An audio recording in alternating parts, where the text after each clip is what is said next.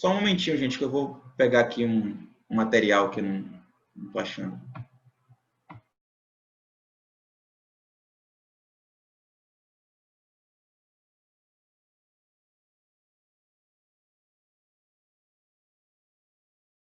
Pronto, peguei aqui. Deixa eu gravar a tela. Tá gravando? Alguém falou aqui?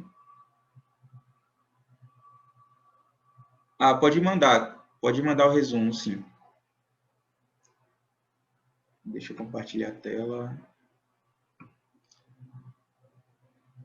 Deixa eu fechar aqui.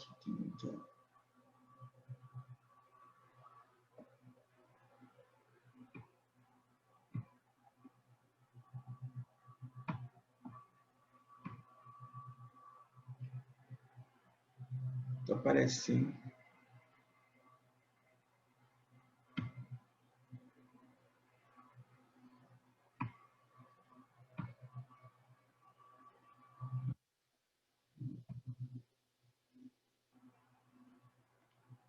Não tá aparecendo bastante aqui, não.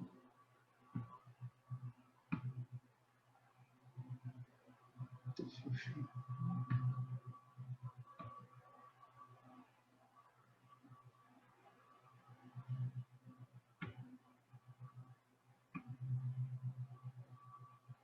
Só um momentinho, gente, que não tá aparecendo aqui para compartilhar.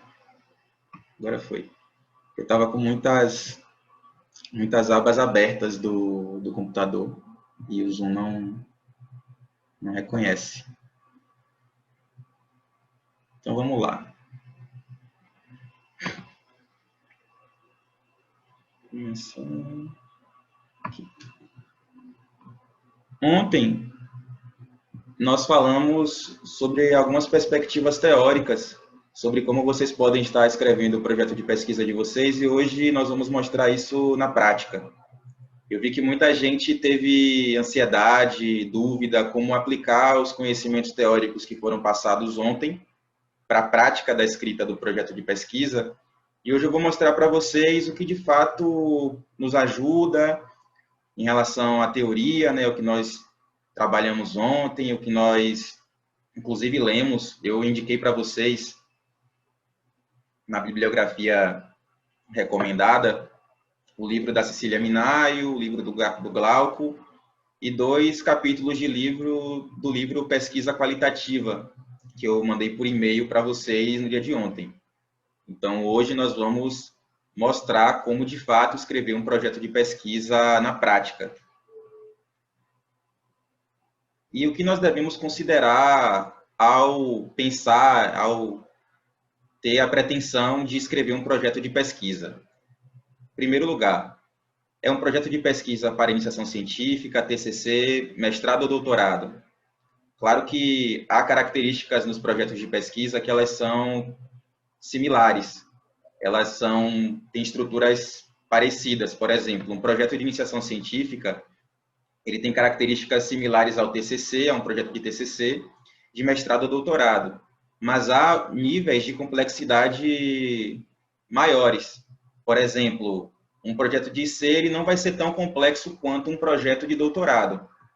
Então, quando vocês forem pensar, quando vocês forem escrever o projeto de pesquisa de vocês, vocês devem saber precisamente se é para um IC, para um TCC, para um mestrado ou doutorado, pois isso vai te dar um panorama geral sobre os requisitos necessários para escrever um bom projeto de pesquisa. Preste atenção às regras, normas e editais do processo seletivo. A partir disso, escreva o seu projeto conforme os parâmetros estabelecidos. Existem vários editais saindo agora para mestrado e doutorado, e existem características que são similares a esses editais, mas também tem características que os distinguem. Por exemplo, no edital da Unicamp, eles pedem o projeto no formato FAPESP.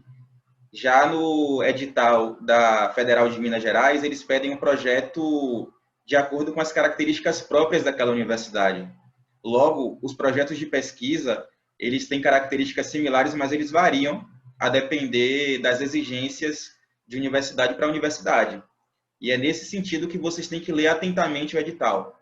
Prestar atenção sobre quais são os critérios exigidos para escrever o projeto, se no projeto, na capa, eles pedem que você não coloque o seu nome, se você tem que colocar, por exemplo, identificação via RG ou qualquer outra forma de identificação. Logo, os projetos, eles estão em diálogo, eles estão, no caso, vinculados àquilo que o edital exige. E lembre-se que cada tópico do seu projeto de pesquisa ele é igualmente importante em relação aos demais. Logo, o resumo, a introdução, a justificativa, as hipóteses, a metodologia, a forma de análise dos resultados, entre outros, eles são igualmente importantes. Então, você tem que considerar a importância de cada tópico que é exigido no edital para a escrita do seu projeto de pesquisa. E é sempre bom vocês buscarem referências positivas para a escrita do seu projeto.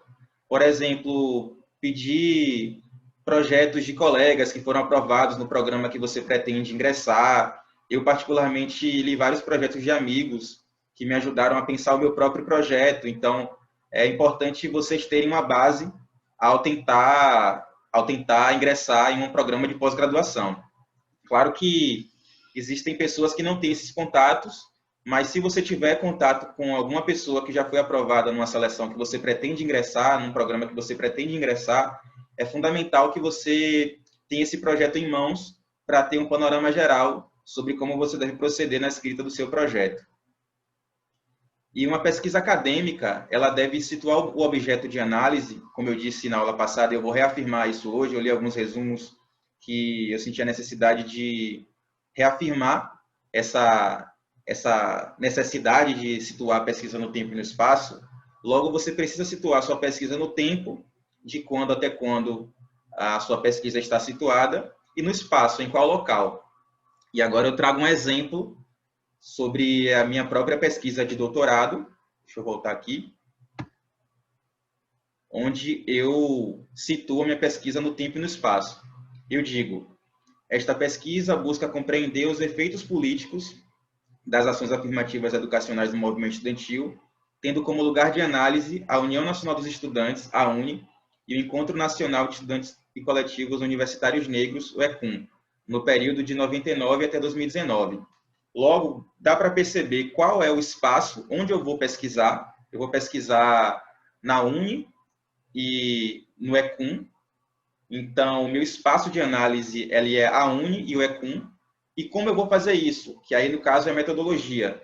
Eu vou entrevistar pessoas que participaram do ECUN, eu vou entrevistar pessoas que foram dirigentes da UNE no período de 99 até 2019. Logo, eu tenho o espaço onde eu vou coletar os dados e o tempo onde a minha pesquisa está situada. Nenhuma pesquisa empírica ela é atemporal e ela não tem o espaço onde você possa analisar. E é nesse sentido que eu acredito que seja necessário reafirmar a necessidade de que vocês pensem a dimensão tempo e espaço a todo momento na pesquisa de vocês. E agora eu vou falar sobre o resumo. É muito importante situar que o resumo ele não é o primeiro parágrafo da introdução. O resumo ele tem uma característica própria. Um bom resumo ele deve conter o objetivo geral, parte dos objetivos específicos, isso é opcional, breve apresentação da discussão teórica, ou seja, qual literatura teórica você vai utilizar para analisar os dados, e talvez, em alguns casos, quais são os principais conceitos mobilizados. A hipótese principal, caso haja, no caso, aqui. Metodologia e técnicas de investigação. E é muito importante reafirmar a diferença entre metodologia e técnica.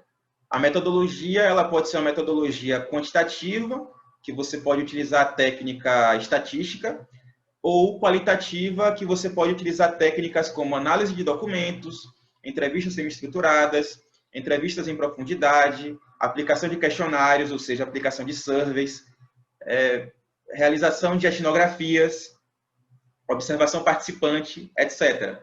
Logo, existem dois modelos de metodologia, a metodologia quantitativa e a metodologia qualitativa, e dentro desses modelos de metodologia existem várias técnicas que podem ser aplicadas para executar a sua pesquisa. E é opcional também vocês colocarem os resultados esperados com a sua pesquisa.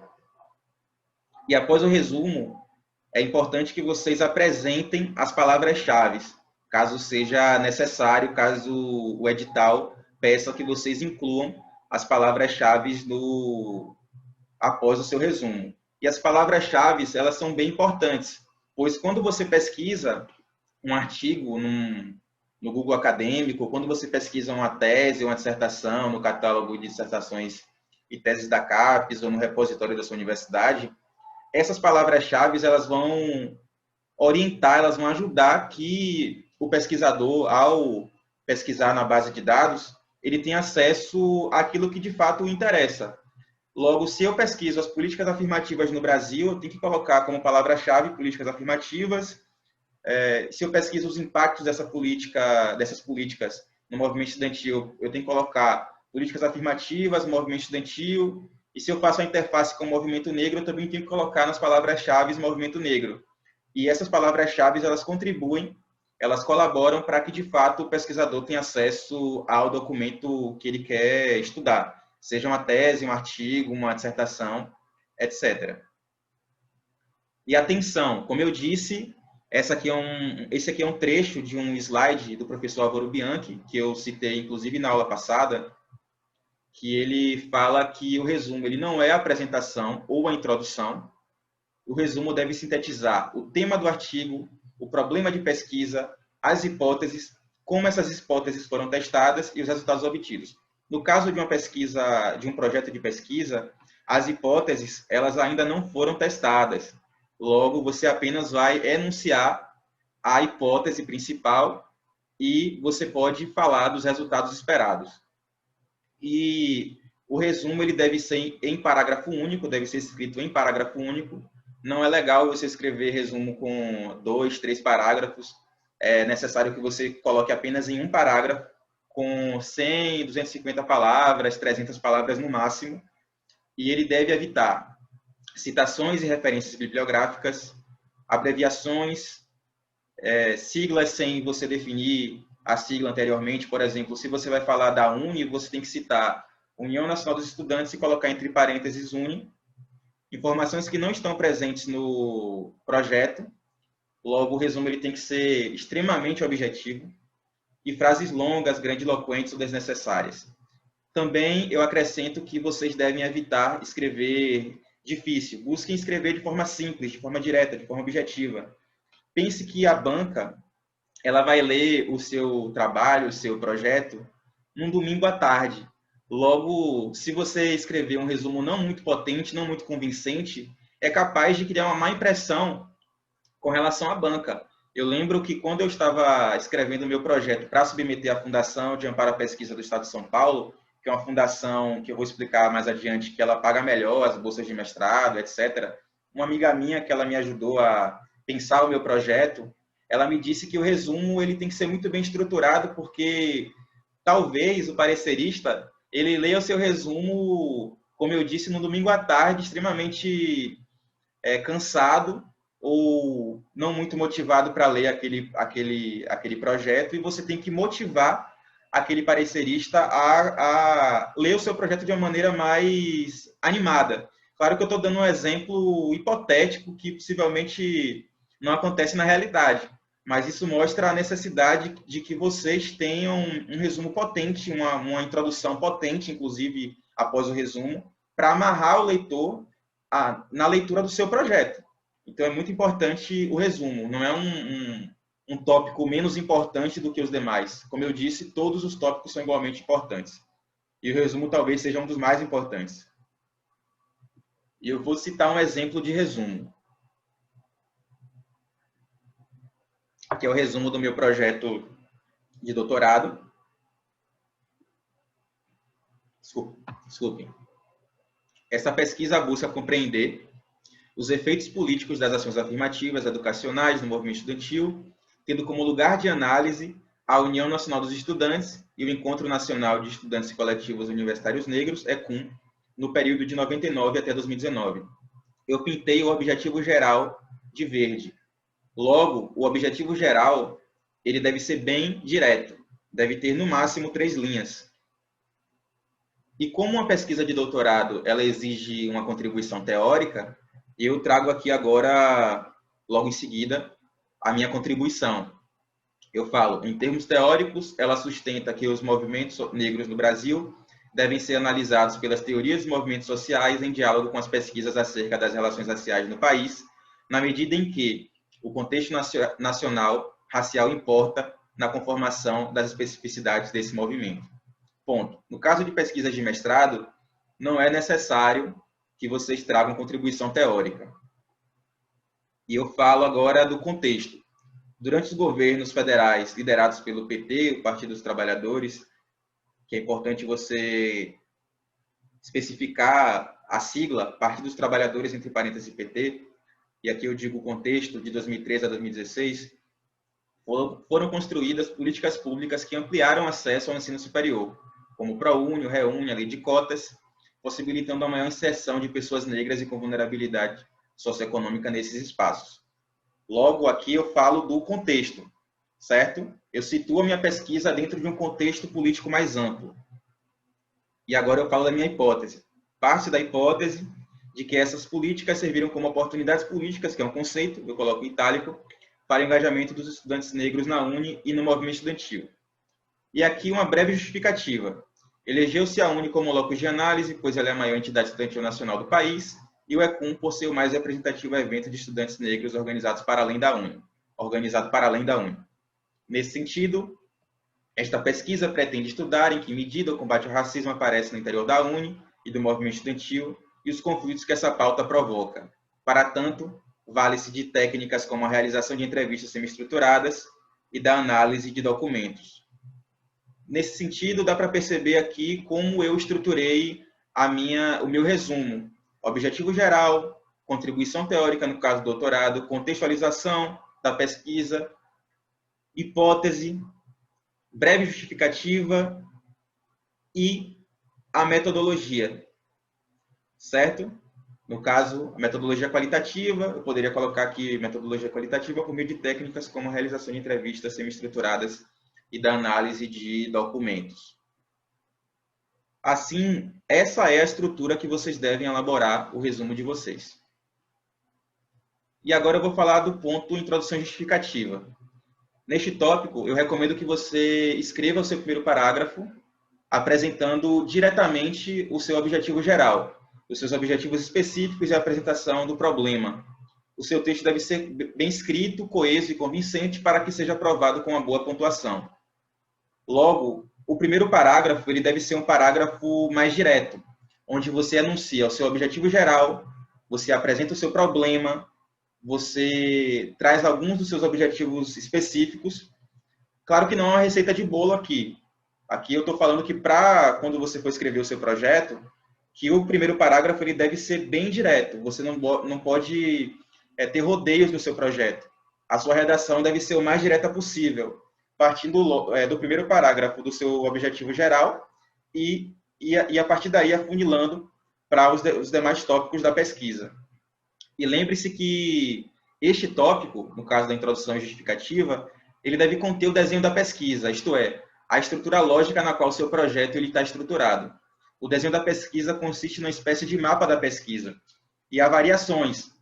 Pesquisas qualitativas têm um desenho de pesquisa específico, enquanto que pesquisas quantitativas têm uma outra forma de desenhar a pesquisa, ou seja, de estruturar a pesquisa de vocês. E a estrutura do projeto, ela tende a 3 pontos. O mapa da pesquisa, que é o desenho da pesquisa, onde você vai apresentar esse desenho na introdução justificativa. O desenvolvimento dos tópicos exigidos no edital e as referências bibliográficas. E o que um desenho de pesquisa deve ter? Objetivo geral específico, introdução do problema e justificativa, discussão teórica e hipóteses, metodologia e atenção. Cada afirmação exposta deve ser referenciada. E após isso, você desenvolverá os seguintes tópicos: revisão da literatura, debate teórico, cronograma, metodologia, qualitativa ou quantitativa, quais técnicas serão utilizadas, análise de documentos, entrevistas, forma de análise dos resultados e referências bibliográficas. Mas agora eu vou falar como fazer isso na prática. Eu vou abrir o meu projeto de doutorado agora para vocês verem e vou mostrar como fazer isso. Desenho de pesquisa. O desenho de pesquisa, Anderson, na verdade, é a estrutura na qual o seu projeto ele está desenhado. Eu vou mostrar para você agora no meu projeto de doutorado aqui, para que a gente tenha uma noção de como fazer na prática. Deixa eu abrir aqui.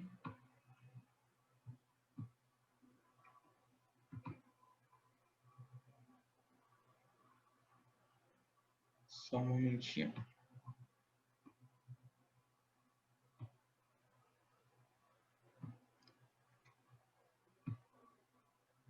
Conseguem ver?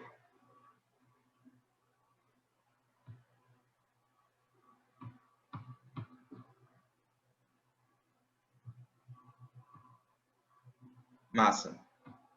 Vamos lá.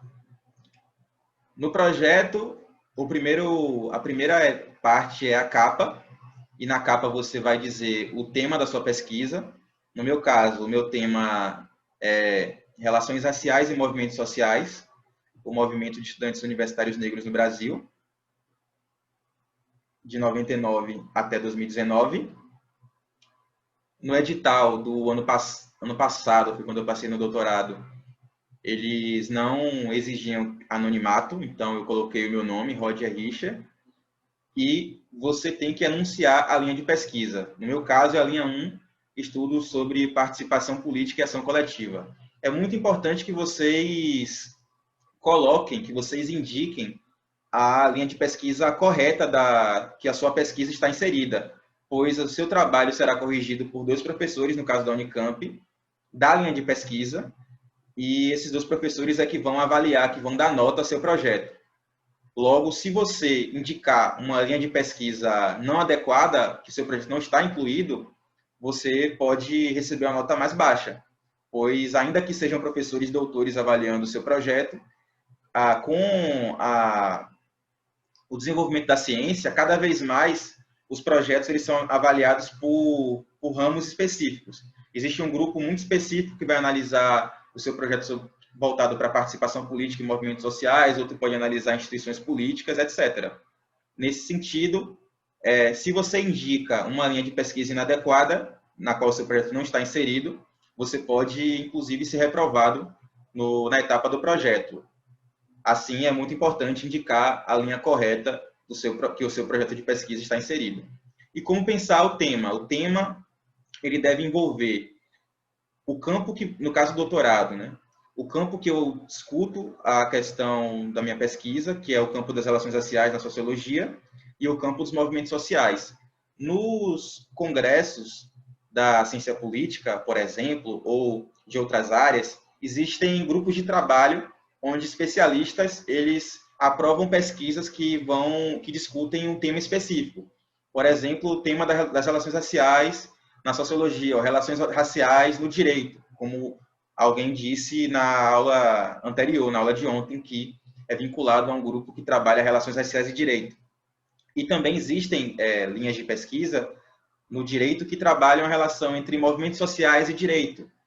Logo, a minha pesquisa de doutorado, ela busca fazer a conjunção entre esses 2 campos. E eu anunciei isso no tema. Já o meu material empírico é o Movimento de Estudantes Universitários Negros no Brasil, que é o que eu pretendo estudar, de 99 a 2019. E aqui eu tenho o tempo e o Movimento de Estudantes Universitários Negros no Brasil, o espaço. No caso da minha pesquisa, eu especifico isso no próprio texto. Aí vamos para a segunda página, que tem o resumo, que eu já mostrei para vocês o meu resumo, e as palavras-chave: movimento estudantil, políticas afirmativas, movimento negro, movimentos negros. E a introdução justificativa, num projeto do formato FAPESP, ela tem em média 6 páginas, mas como eu disse, pode variar de universidade para universidade. Você tem que saber o que de fato o edital está exigindo. E aqui na introdução justificativa, eu apresento o desenho da minha pesquisa. São 6 páginas onde eu apresento o objetivo geral, contextualização, hipóteses, parte dos objetivos específicos, parte da metodologia. Eu vou mostrar aqui para vocês ponto a ponto. Alguém falou?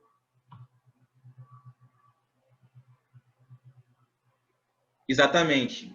Larissa perguntou, teve que especificar por que 99 até 2019? Sim.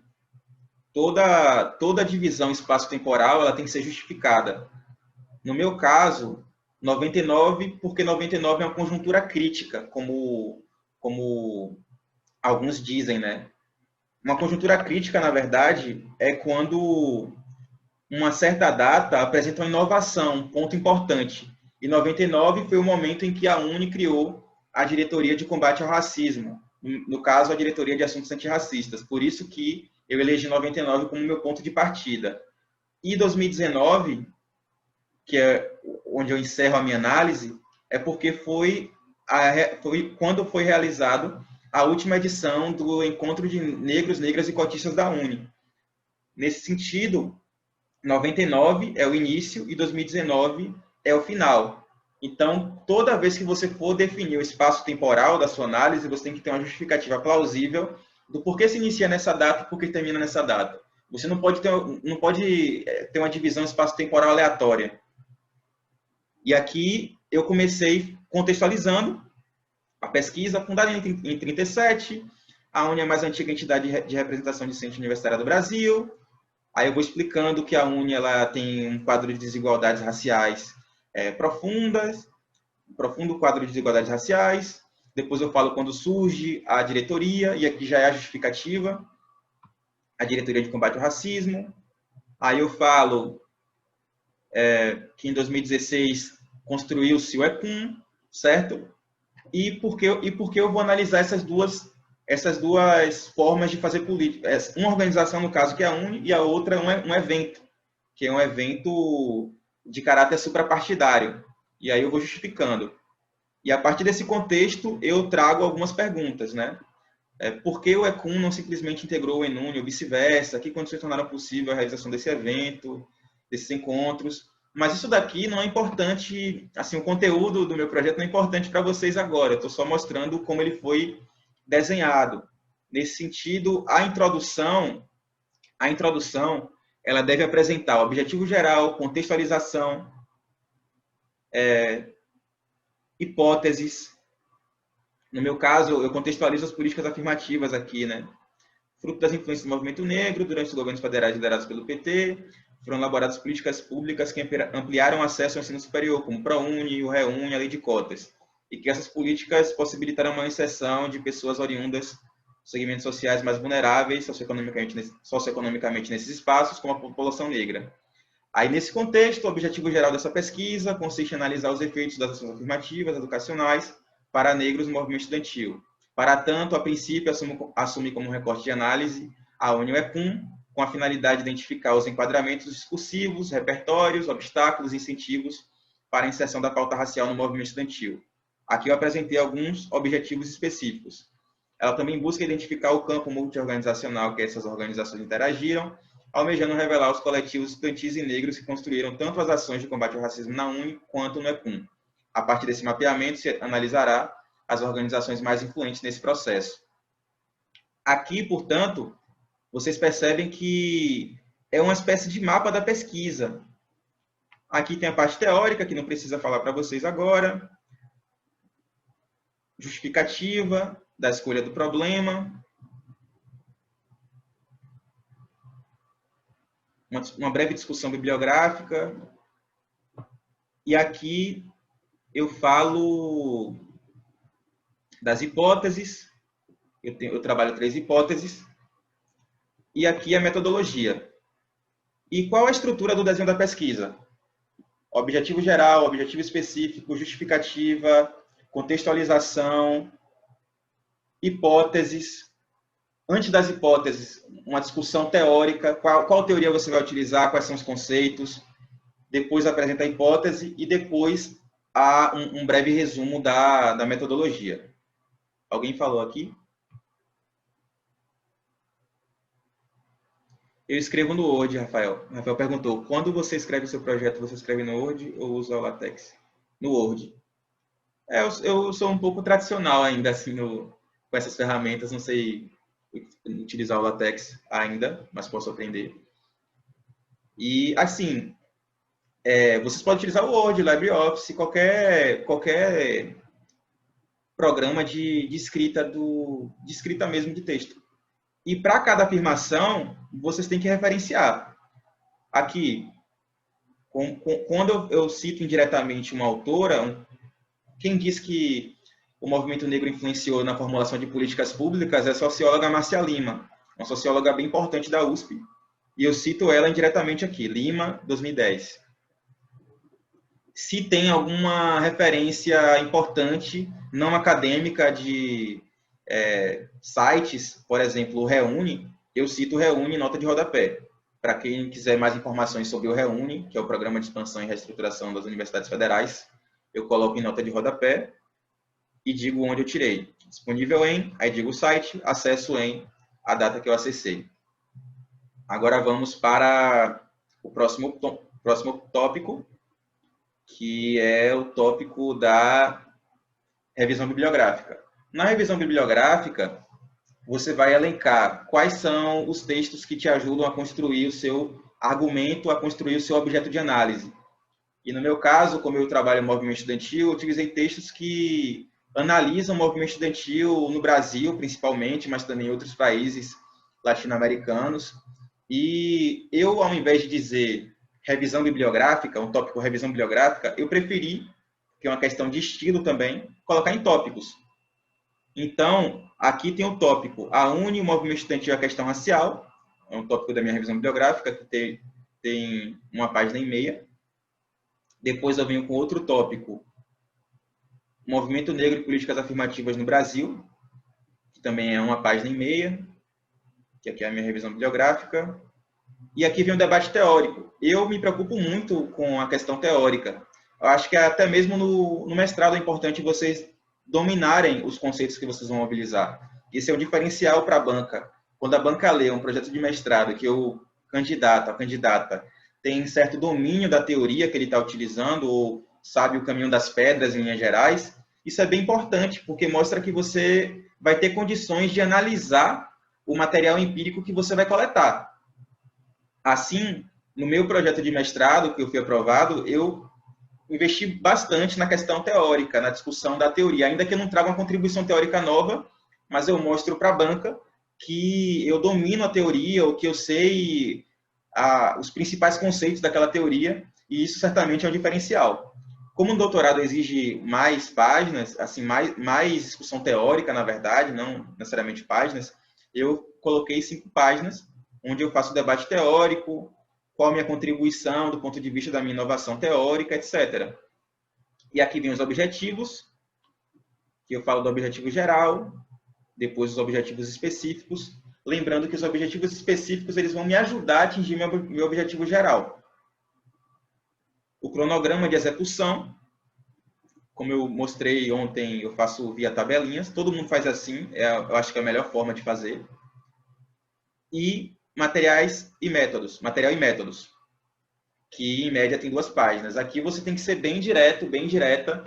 Como eu disse, não precisa fazer uma discussão sobre as raízes do método etnográfico, as raízes do método qualitativo, quantitativo, as raízes teóricas. Não precisa. Aqui você simplesmente tem que dizer onde você vai coletar o material, como você vai coletar esse material, quais são as estratégias utilizadas para você fazer o trabalho de campo, entre outros.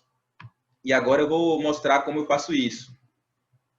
Eu digo, inicialmente eu vou analisar resoluções dos congressos da UNE, teses das organizações que participaram desses congressos, resoluções dos encontros de negros, negras e cotistas da UNE, revistas da UNE, notícias publicadas no site, etc.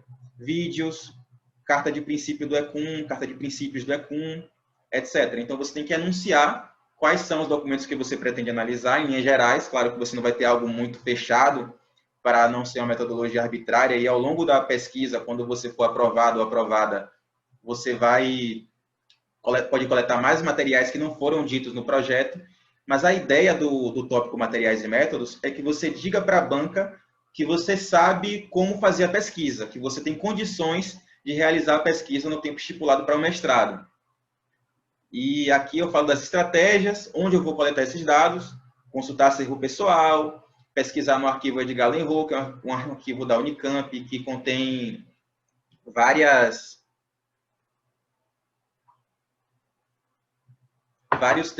materiais de movimentos sociais, que é o que eu analiso.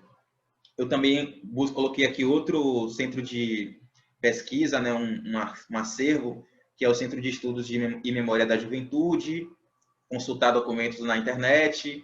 Então, você vai ter que dizer onde você vai coletar esse material empírico, no caso da análise documental. E nas entrevistas, por sua vez, é muito importante que vocês indiquem quais são os critérios de inclusão dos sujeitos da pesquisa. Ou seja, você vai entrevistar todo mundo que foi da Uni ou você vai entrevistar pessoas que participaram da gestão entre 99, das gestões que estão inseridas no contexto de 99 até 2019. Então, quando você vai definir os entrevistados, eles devem estar situados dentro do espaço temporal que você pretende analisar e dentro do que você pretende estudar. Por exemplo, eu quero estudar a participação dos negros na Uni e as pautas antirracistas da Uni. Logo, você tem que analisar principalmente pessoas que estiveram diretamente envolvidas nesse processo de construção da agenda racial na Uni, sobretudo pessoas do movimento negro, pessoas negras, mas também é possível que vocês entrevistem pessoas não negras que contribuíram para essa construção, como presidentes da Uni, enfim. E você tem que estipular se as entrevistas elas serão feitas presencialmente ou via Skype, ou Hangouts, ou qualquer outro software de videoconferência, e se elas serão gravadas. E aqui eu digo que elas serão gravadas, e você tem que dizer se elas serão transcritas, tem que dizer tudo isso, né, bem detalhadamente do projeto, como eu digo aqui. E se as entrevistas elas serão elaboradas via roteiro, que um roteiro, no caso, ele deve ser pensado em diálogo com as questões da investigação da sua pesquisa, o que de fato você pretende extrair do campo.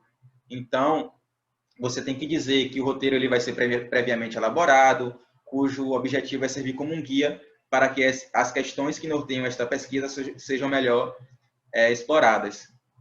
E aqui eu digo que elas serão transcritas. E se a sua universidade tiver comitê de ética, no caso da Unicamp tem comitê de ética e algumas pesquisas que em saúde também pedem a aprovação da pesquisa no comitê de ética, é importante que vocês digam no projeto que o seu projeto de pesquisa, caso aprovado, ele será submetido ao comitê de ética e que vocês seguirão os pré-requisitos necessários para a realização da sua pesquisa. E, por último, existe a forma de análise dos resultados, que, em geral, tem um parágrafo, e você vai dizer como os resultados eles serão discutidos. Eu digo aqui que os resultados serão discutidos periodicamente nas reuniões do grupo de pesquisa, e eles também serão apresentados em eventos científicos nacionais e internacionais voltados para a área das ciências sociais, sobretudo da ciência política, como encontros anuais da Associação Nacional de Pós-Graduação e Pesquisa em Ciências Sociais, e aí vocês adaptam para a área de vocês, no caso do direito, no caso da psicologia, quais são as associações mais importantes que realizam encontros anuais que vocês podem estar submetendo no projeto de pesquisa de vocês. Aliás, não, a pesquisa de vocês propriamente dita, porque quando vocês forem submeter, vocês já vão ter o seu projeto aprovado. E esses encontros eles são bem importantes, pois especialistas vão debater o seu trabalho, vão dizer o que você precisa ajustar, o que precisa melhorar, o que ficou legal, o que pode aprimorar, etc. E, por fim, é bom vocês também colocarem que, no projeto, que vocês pretendem submeter artigos relativos ao tema em periódicos científicos nacionais e internacionais considerados relevantes na área. E agora vem as referências bibliográficas. As referências, elas devem estar de acordo com o que eu disse ontem. No caso de revistas acadêmicas, colocar em negrito o nome da revista. No caso de livro, negrito o nome do livro. Seguir as normas da ABNT. E colocar em ordem alfabética.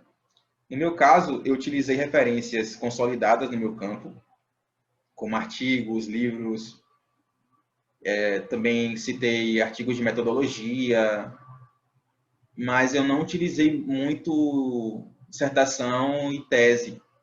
Na verdade, acho que eu nem citei tese ou dissertação no meu projeto de doutorado, porque, em geral, as teses e dissertações, elas viram artigos científicos. Aqui, por exemplo, dá para perceber, deixa eu pegar um exemplo aqui de pessoas que escreveram a tese e que viraram artigo. Tem a da Flávia Rios, né, que ela tem uma tese bem legal sobre a elite negra no Brasil e que ela transformou em artigo, que está aqui,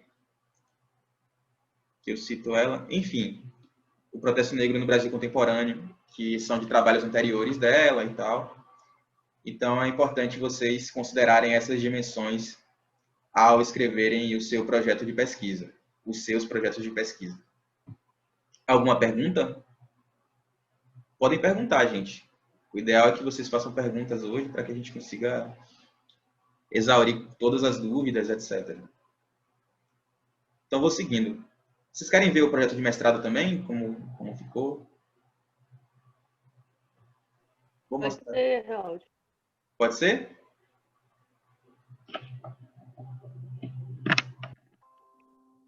Espera aí que eu vou conectar aqui.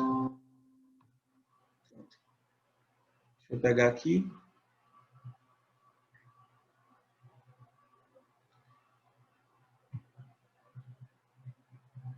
Aqui é só para fins de exemplo, para vocês terem um exemplo de como funciona, né? Como o projeto ele está estruturado. Claro que o projeto ele não vai ser perfeito depois que eu fui aprovado no mestrado e certamente quando eu sentar com a minha orientadora para falar do meu projeto de doutorado, vão ter várias questões que ela vai sugerir, alterações, ajustes. Por isso que a prática científica é uma prática coletiva. Não é um exercício de genialidade individual, mas sim é um diálogo constante com pares, com pessoas que são do seu campo de análise. Nesse sentido, eu digo que vocês não fiquem muito aflitos e aflitas em relação ao projeto. O projeto ele não vai ser perfeito, mas o ideal é que ele esteja apresentável, que ele esteja bem estruturado, coeso, convincente, coerente e que referencie a literatura que você utilizou para escrever o seu projeto. Eu vou mostrar o do mestrado bem rápido para que a gente consiga trabalhar outros pontos que eu considero importantes. Deixa eu ver aqui.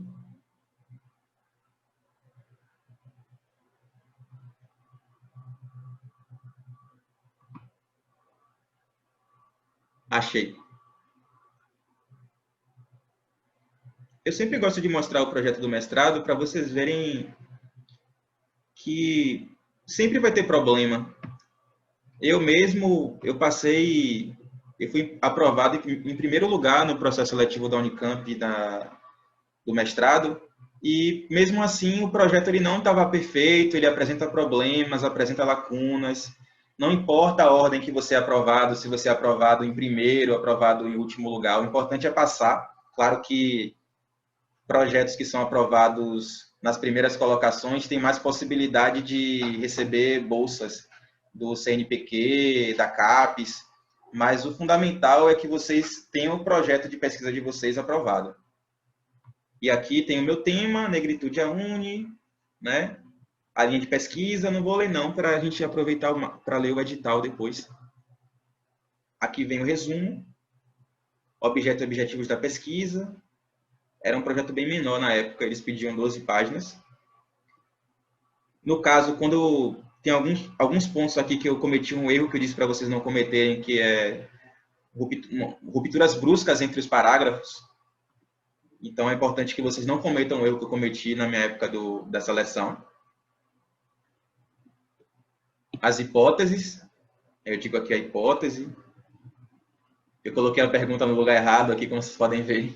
Por isso que eu não coloquei como um exemplo para vocês escreverem o projeto de vocês. Aí vem o debate bibliográfico, metodologia e fontes, uma página.